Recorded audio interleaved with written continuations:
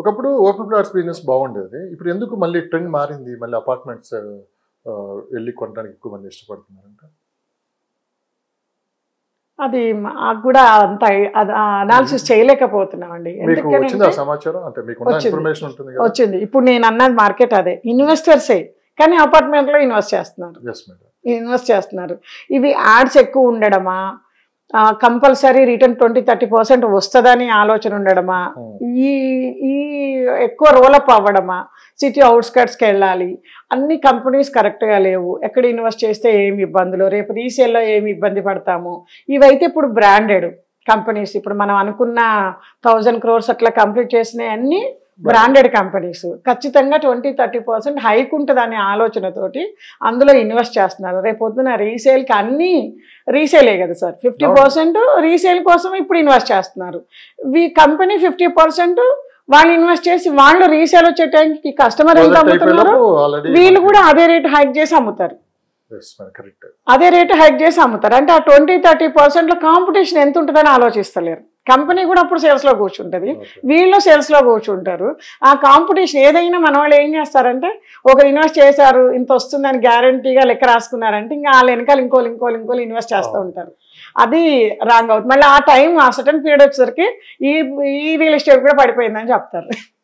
వాళ్ళు తీసుకున్న డెసిషన్ ఏం జరిగింది? ఓపెన్ మార్కెట్ బాగుంటుందా లేకుంటే ఓపెన్ మార్కెటే బాగుంటుంది సార్. ఓపెన్ మార్కెట్లో మనకు లాస్ట్ 10 years తీసుకున్నాను కూడా, నేను లాస్ట్ వీడియోలో కూడా ఒకసారి చెప్పాను, లెక్క తీసుకుంటే అట్లీస్ట్ ఒక 16 to 20 lakhs ఇన్వెస్ట్ చేస్తే 4 yearsలో 4 times పెరుగుతుంది. 10 yearsలో ఎంత లీస్ట్ వరస్ట్ కండిషన్స్, ఆ ఏరియా అసలు డెవలప్ లేదన్న ఏరియాలు కూడా 4 times పెరిగినాయి.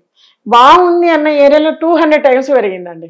అంటే 4 times మీరు ఏ అపార్ట్మెంట్ ఫ్లాట్లో పెడితే పెరుగుతుంది? అసలు చాయిసే లేదు. ఇవాళ 1 కోటి రూపాయలు ఉన్నది, 4 కోట్లు అయితే పోదు కదా.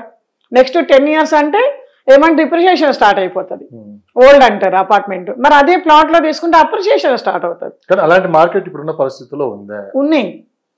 బిజినెస్ అన్ని అదే మార్కెట్. ఇప్పుడు వచ్చే రీజనల్ రింగ్ రోడ్ చుట్టుపక్కలే ఉన్నాయి సార్ ప్రాజెక్ట్స్ అన్ని. ఎంత అదృష్టవంతులు అంటే ఈ టైంలో ఇన్వెస్ట్ చేసేవాళ్ళు ఆ ఏరియాలలోనే నడుస్తుంది. అంత 10,000 నుంచి 12,000 నుంచి స్టార్ట్ అవుతాయి. హైవేలు బిట్లు తీసుకుంటే 20-25,000 వరకు ఉంది.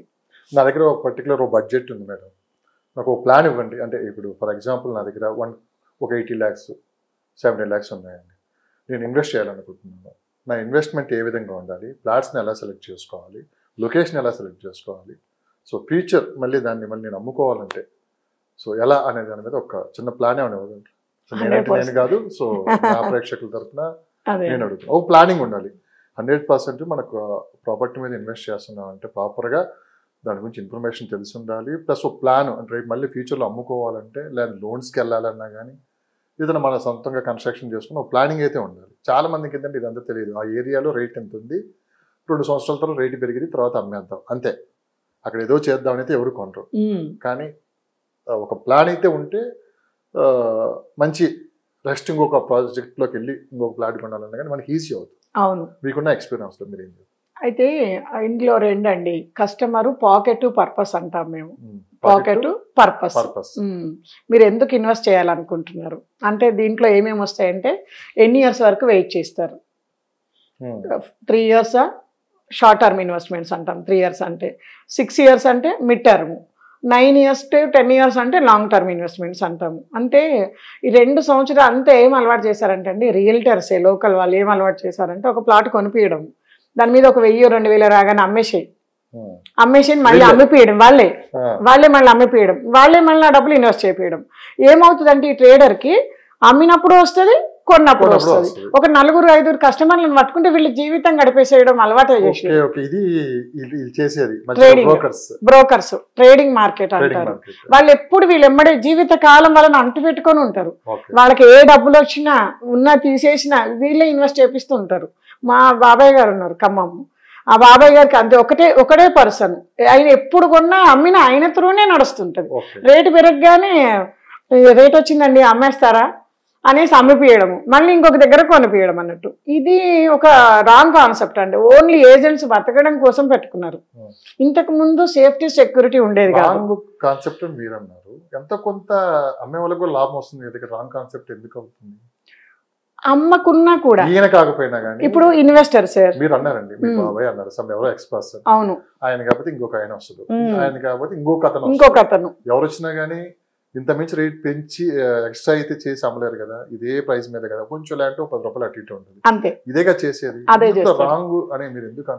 అయితే మనము టైం ఇన్వెస్ట్ చేయాలి ఎప్పుడైనా సరే. మనం అమ్మాలన్నప్పుడు ఆయన అది చెప్తాడు, జనాలు తీసుకొస్తాడు, మాట్లాడిపిస్తాడు, తక్కువ అంటారు, ఎక్కువ అంటారు, మన టైం ఎనర్జీ ఇన్వెస్ట్ చేస్తాము.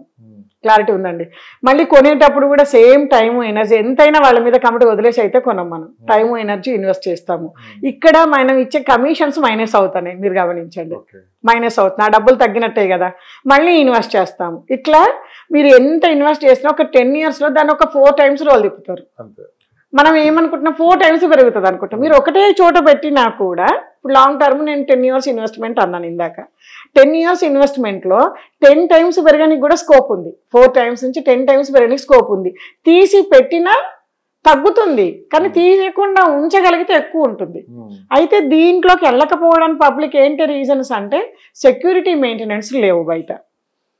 వీళ్ళైతే లోకల్లో రియల్ ఎస్టేట్ వాళ్ళు, బ్రోకర్స్ అయితే వాళ్ళు తిరుగుతుంటారు, వాళ్ళు సెక్యూరిటీ చూసుకుంటారు, వాళ్ళు అమ్ముతుంటారు, ఇస్తుంటారు అనే మార్కెట్ ఒక టైంలో నడిచింది. ఇప్పుడు కూడా చాలా మంది అది డిపెండ్ ఉన్నారు. అందులో ఇప్పుడు గేటెడ్ కమ్యూనిటీలు వచ్చినాయి, అప్రూవల్ లేఅవుట్స్ వచ్చినాయి, మెయింటెనెన్స్ కూడా ఇస్తున్నారు.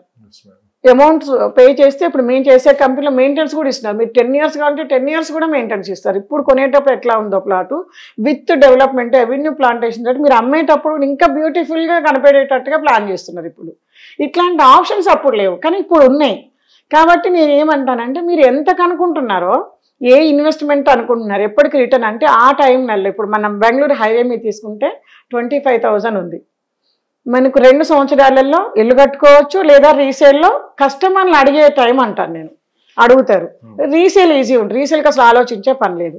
నేను చెప్పిన ఇంకా కొంచెం లోపలికి వెళ్తే 16,000, 15,000 ప్రాజెక్ట్స్, ఒక 5 years వెయిటింగ్ మిడ్ టర్మ్. అది ఒక 5 to 6 yearsలో కస్టమర్స్ బిల్డర్లు స్టార్ట్ అవుతారు. ఆ ఏరియాలో కొనుక్కొని ఇల్లు కట్టుకునే వాళ్ళు స్టార్ట్ అవుతారు. మనకి రీజనల్ రింగ్ రోడ్ కంప్లీట్ అయితే ఆ ఏరియా మూమెంట్ అందుకుంటుంది. కాబట్టి ఆ టైంలో కస్టమర్సే వచ్చి అడిగినప్పుడు మనం రీసేల్కి ఇబ్బంది పడే ఉండదు, పని ఉండదు. ఇంకా కొంచెం లోపలికి వెళ్తున్నాము, ఇప్పుడు 11,000, 12,000 నడుస్తుంది ఆ ఏరియాలో. ఆ ఏరియా కూడా రీజనల్ రింగ్ రోడ్కి లోపల పక్కన వస్తున్నాయి. అవి లాంగ్ టర్మ్ 10 yearsలో ₹1,00,000 గజం పలుకుతుంది ఆ ఏరియా. మనకి రెసిడెన్షియల్ కింద హెచ్ఎండిఏ లేఅవుట్స్లోకి వచ్చేస్తుంది.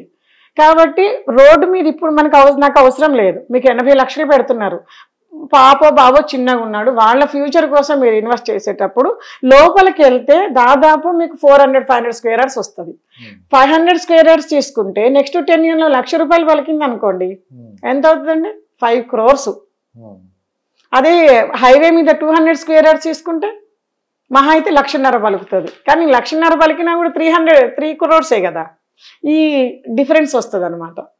మెయింటెనెన్స్ సెక్యూరిటీ ఉండేటప్పుడు పాకెట్ పర్పస్ చెప్తే దాని ప్రకారం హ్యాపీగా తీసుకోవచ్చండి, అవకాశం ఉంది. దీంతో పాటు లోన్స్ వస్తున్నాయి, 70-80% లోన్స్ వస్తున్నాయి, ట్యాక్స్ ఎగ్జంప్షన్స్ ఉన్నాయి. అదే కనుక మళ్ళీ మనం ఫామ్ హౌస్ లేకపోతే కన్స్ట్రక్షన్ చేసుకుంటే నెక్స్ట్ 2-3 yearsలో మళ్ళీ రేట్ ఆఫ్ ఇంట్రెస్ట్ కన్స్ట్రక్షన్కి మనకి బిల్లు ఎట్లా ఇస్తున్నారు, ఆ రేట్ ఆఫ్ ఇంట్రెస్ట్ బ్యాంకర్స్ దీనికి కూడా అప్లికేబుల్ చేస్తున్నారు. అట్లా రేట్ ఆఫ్ ఇంట్రెస్ట్ తగ్గుతుంది, ఇల్లు కట్టుకోవచ్చు.